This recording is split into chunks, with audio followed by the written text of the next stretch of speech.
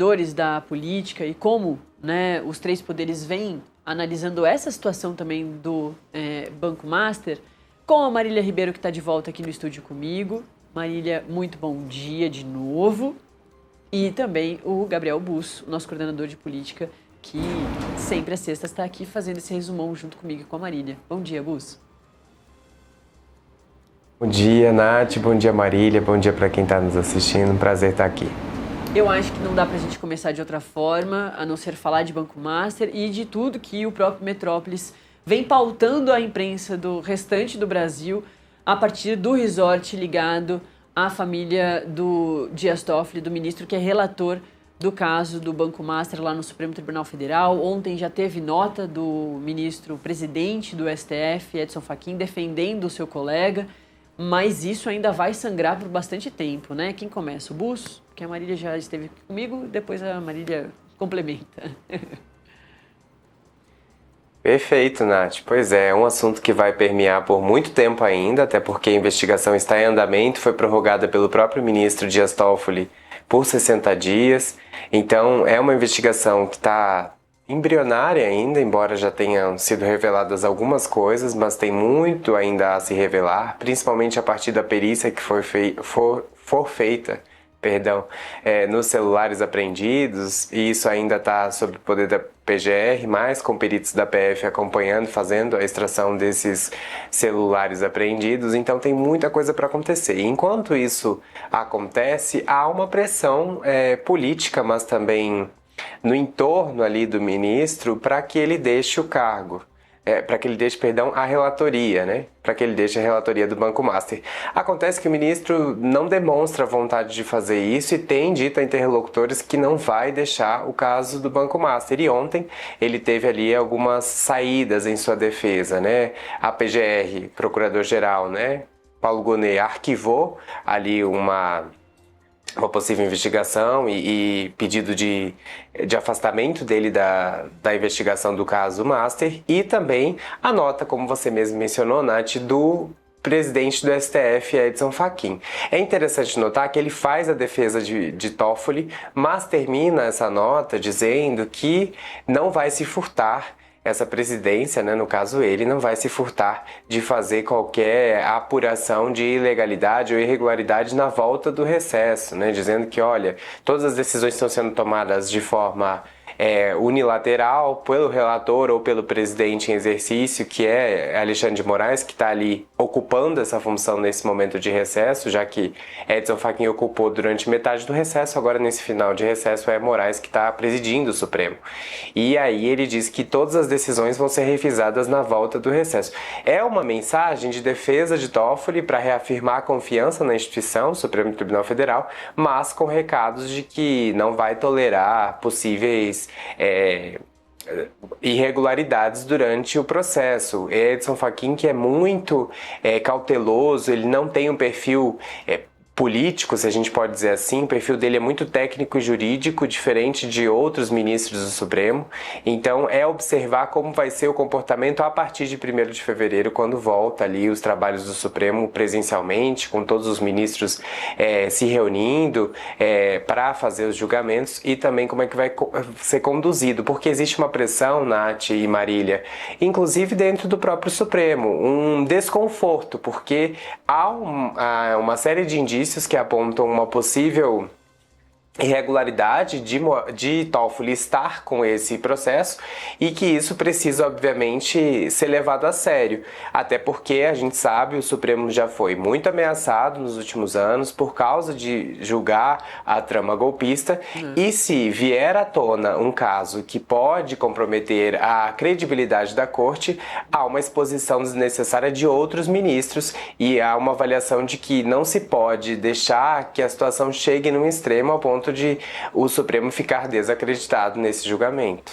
É isso, né, Marília? É isso, Nath.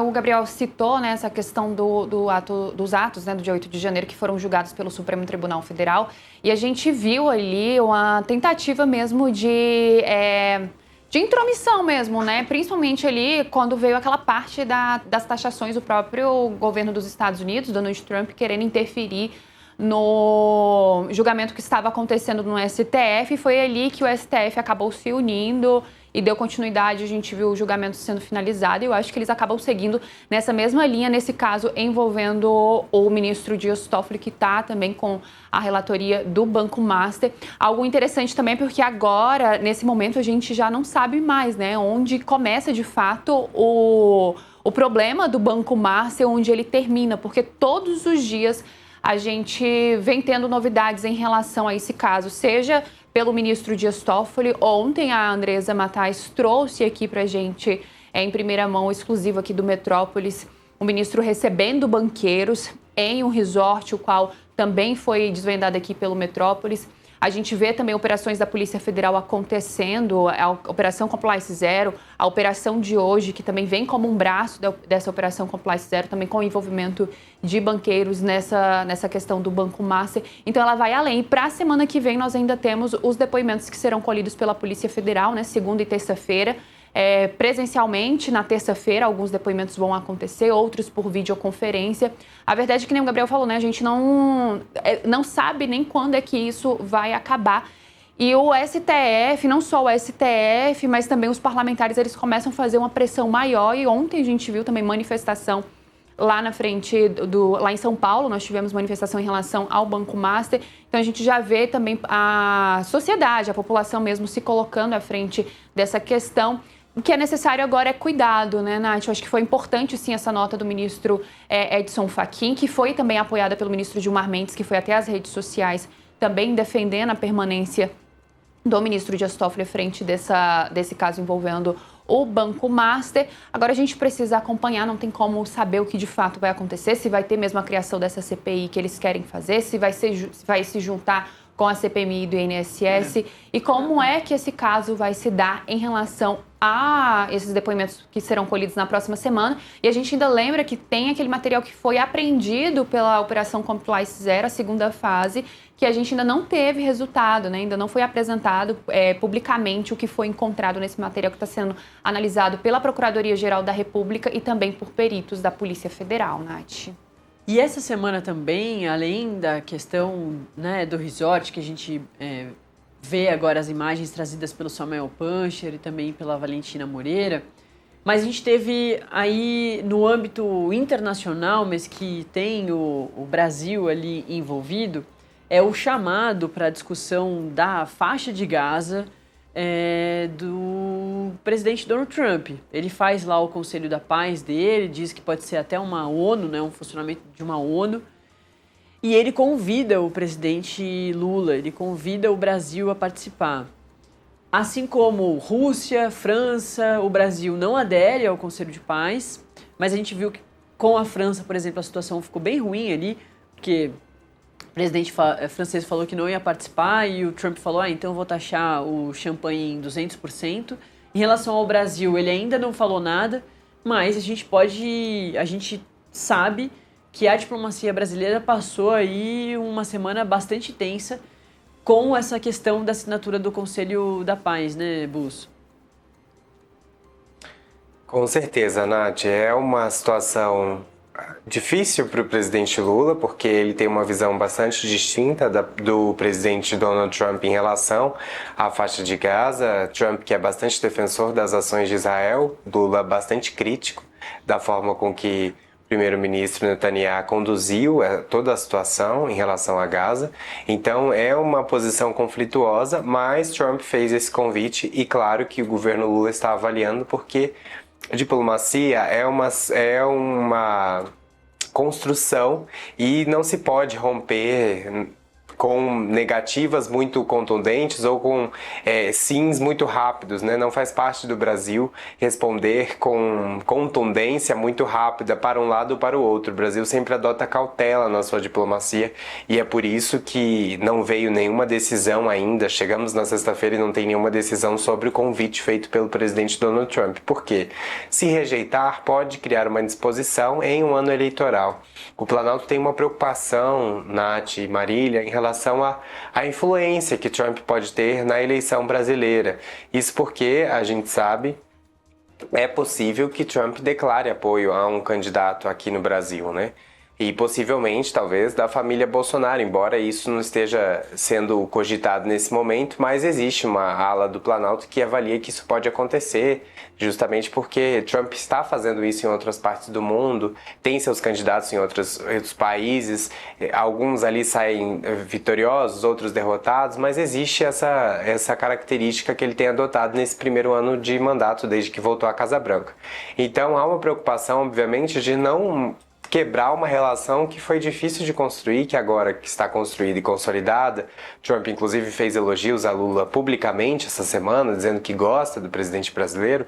Não se pode tomar nenhuma decisão com base só no que pensa o presidente Lula. Tem que tomar uma decisão pensando na diplomacia e na boa relação com o presidente americano, que é um presidente muito complexo e muito diferente de tudo que a gente observou nos últimos anos. Ele que é um presidente impulsivo e que toma decisões e volta atrás e é inconstante, se a gente pode dizer assim. E aí, Marília, o que mais que você destaca dessa semana ou até mesmo da próxima, né? A gente mais cedo entrevistou o vice-presidente da CPMI do INSS, entrevista que a Marília conseguiu pra gente aqui, do Duarte Júnior. Ele trouxe isso que a Marília já citou também, que em relação à CPI do Banco Master, na visão dele era melhor juntar com a CPI do INSS, que já continua, que está forte, e ele disse que os trabalhos começam no dia 5 de fevereiro. O que você traz para a gente mais de destaque dessa semana, desse resumão, e também do que vai ser pauta aí para as próximas?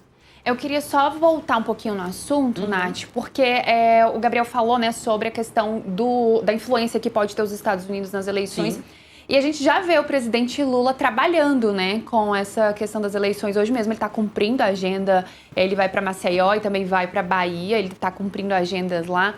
Ele vai participar de um evento promovido pelo MST, e ele vem trabalhando nessas agendas eleitoreiras, né? Ele concedeu aí nessa semana também a medida provisória com aumento ali de pouco mais de 5% do salário dos professores, que agora fica com o Congresso Nacional, que retoma as suas atividades na semana que vem, já pressionando o Davi Alcolumbre, presidente do Congresso Nacional, para poder marcar a sessão do Congresso, né, onde junta as duas casas, Câmara e Senado Federal, para poder fazer a votação ali dos vetos presidenciais. Entre os vetos que devem ser analisados está aí o veto feito pelo presidente Lula ao projeto de lei da dosimetria, que foi aí vetado no dia 8 de janeiro deste ano. Ele que previa aí a diminuição das penas dessas pessoas que estão envolvidas nos atos, inclusive do ex-presidente Jair Bolsonaro, que nesse momento cumpre pena no 19º Batalhão da Polícia Militar aqui do DF, mais conhecido como a Papudim, que fica dentro do complexo da Papuda. Esse deve ser um dos assuntos que devem entrar em discussão. Aí a gente entra também no Congresso Nacional já trabalhando aí para as eleições de outubro, né? Como a gente conversou com o Duarte, deve ser um ano um pouco mais curto, onde eles devem focar aí nessas pautas voltadas à sociedade, justamente para eles poderem angariar votos, né, fazer a construção do seu caminho até outubro. E um dos assuntos que deve também entrar e que vem tomando de conta, que vem deixando a população inquieta, é justamente essa questão do Banco Master, e ainda tem muita coisa para ser resolvida sobre a CPMI do INSS. Para essa próxima semana, Nath, a gente continua, né, com foco em Banco Master. Também devemos ter reunião de líderes na quarta-feira, dia 28, que deve ser promovida aí pelo presidente Hugo Motta, onde ele deve discutir também aquele acordo que foi assinado pela União Europeia e Mercosul, isso porque o Parlamento Europeu discute e os parlamentos que fazem parte ali do Mercosul, Argentina, Paraguai, Uruguai e o Brasil, eles também fazem essa parte pelo Legislativo. Câmara e Senado analisam esse projeto, né, essa medida que foi assinada no último sábado, e eles devem também colocar esse assunto em pauta, mas tem muita coisa, né, Gabriel, agora para esse comecinho de trabalho, muito assunto e pouco tempo para poder tentar resolver tantas entrelinhas, tantas coisas que ficaram do ano passado, de 2025, para poderem ser resolvidas agora em 2026. É isso, Bus. Quais são os seus últimos destaques? Olha, meus últimos destaques são de que há muita coisa e pouca coisa vai ser resolvida, né? A gente está um ano eleitoral e por ser ano eleitoral a gente sabe que as chances de uma CPI do Banco Master são mínimas dentro do Congresso. Isso porque, para além de ser um ano eleitoral, tudo que a gente vem mostrando aqui no Portal Metrópolis e a gente vem ouvindo dessas apurações em relação às investigações apontam para que uma grande camada da classe política possa estar envolvida com o caso. Então, é uma situação complexa e que, obviamente, políticos não vão querer abrir uma CPI para começar a ter tiros para todos os lados, se a gente pode dizer assim. Porque o que a gente ouve de parlamentares é a seguinte frase: CPI a gente sabe como começa, mas nunca sabe como termina.